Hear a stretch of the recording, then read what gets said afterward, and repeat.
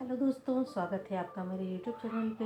अगर आपको मेरी कहानी पसंद आए तो लाइक करें और अगर आप मेरे चैनल पे नए हैं तो सब्सक्राइब करें। रवि और नेहा के विवाह को मुश्किल से 5 वर्ष ही हुए थे कि दोनों के बीच वैचारिक मतभेद बढ़ने लगे। मतभेद इतना बढ़ गया कि नौबत तलाक तक आ पहुंची। उन्होंने इस समस्या का समाधान करने के लिए तलाक लेना ही उचित समझा। उनका एक बेटा था, अनुज, जो कि 4 वर्ष का था।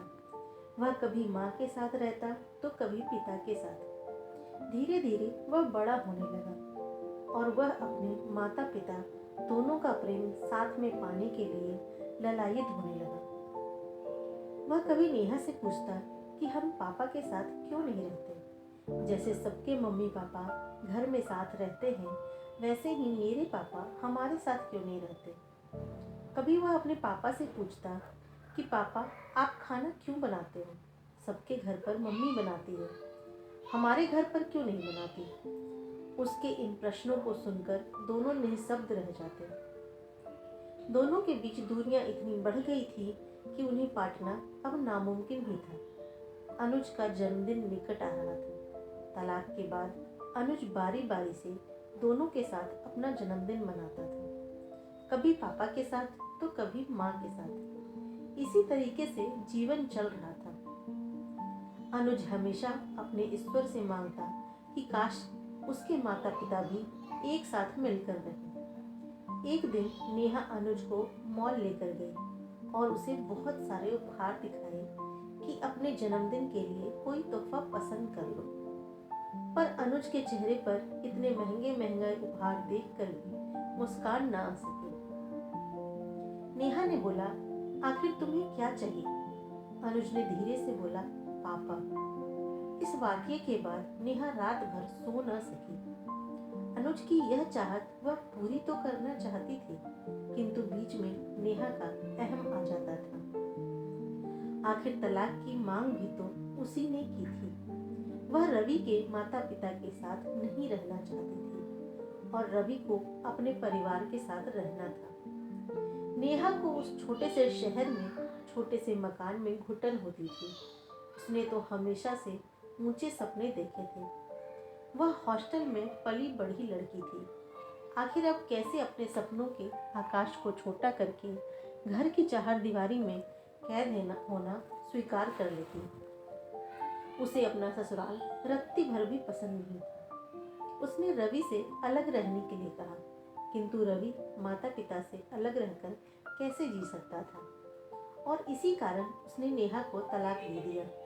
नेहा के अहम का प्रश्न था और इसी ईगो में उसने रवि को धमकी दे दी कि या तो अपने माता पिता के साथ रहो या मेरे साथ।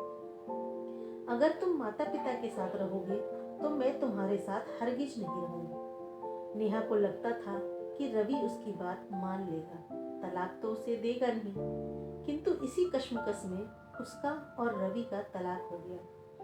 कभी कभी जीवन का यह एकांत नेहा को खलता था।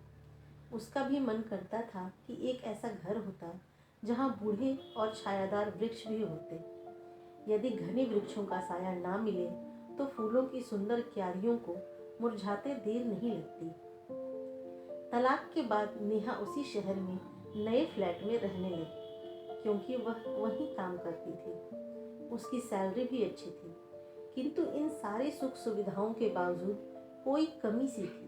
वह खालीपन रवि के न होने से था। आज भी उसके मन में कभी कभी होता कि यदि वह अपने अहंकार के चलते रवि से तलाक नहीं लेती तो उसका कितना सुंदर परिवार होता। एक छोटा सा घर जिसमें रवि, अनुज और उसके माता पिता। उसे अनुज की कस्टडी तो मिल गई थी, किंतु वह अनुज को एक घर नहीं दे पाई, बुजुर्गों का सानिध्य नहीं दे पाई। पूरी रात इसी असमंजस में व्यतीत हो गई और फिर अगले दिन नेहा ने एक महत्वपूर्ण निर्णय लिया। वह अनुज को लेकर अपने ससुराल जा पहुंची। उसने रवि की माँ के चरण स्पर्श किए और पिताजी को भी प्रणाम किया। रवि की माँ नेहा को देखकर आश्चर्य से भर गई। नेहा ने अश्रुपूर्ण नैनों से कहा, माँ, मुझे माफ कर दो, मैं आप सबके साथ रहना चाहती हूँ। मैं जानती हूँ कि मैंने जो किया उसकी क्षतिपूर्ति तो नहीं हो सकती, किंतु अपने पोते की खातिर आप रवि से बात करिए, हम सब साथ रहेंगे। अनुज दादा दादी से लिपट गया। दादाजी उसे पार्क घुमाने ले गए और वहाँ उन्होंने ढेर सारी बातें की। अनुज रात को दादी के पास सोया। देर रात को जब ऑफिस से रवि आया तो नेहा को घर में देखकर चौंक गया। आज भी नेहा को देखकर उसके मन में प्रेम का एक सागर हिलोरे लेता था, किंतु नेहा की जीत के सामने उसका प्रेम हार गया था। वह चुपचाप अपने कमरे की ओर बढ़ने लगा तो माँ ने आवाज दी, बेटा हाथ धोकर आ जाओ, हम सब खाने पर तुम्हारा वेट कर रहे हैं। सभी ने एक खुशनुमा माहौल में खाना खाया और रात को रवि घर के सामने बने लॉन में टहलने के लिए चला गया। वह नेहा के मन की बात अभी समझ नहीं सका था। उसने सोचा हो सकता है एक दिन के लिए अनुज के कहने पर वह यहाँ आई हो, कल चली जाएगी।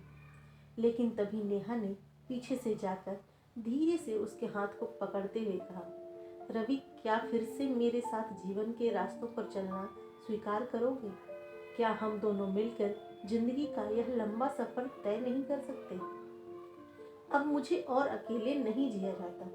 मैं माँ बाबूजी के साथ यहीं इसी घर में रहूंगी। तुमसे बिछड़ कर ही मुझे इस बात का एहसास हुआ कि मेरे जीवन में तुम्हारी उपस्थिति का क्या मूल्य था। दोनों के आंसुओं से सारे गिले शिकवे धुल गए। दूसरे दिन अनुज के जन्मदिन की तैयारी चलने लगी।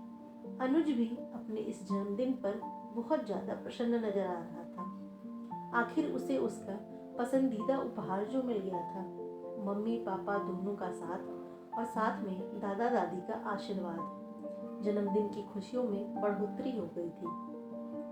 दोस्तों, अगर आपको मेरी ये कहानी पसंद आई हो तो लाइक करें और अगर आप मेरे चैनल पे नए हैं तो सब्सक्राइब करें।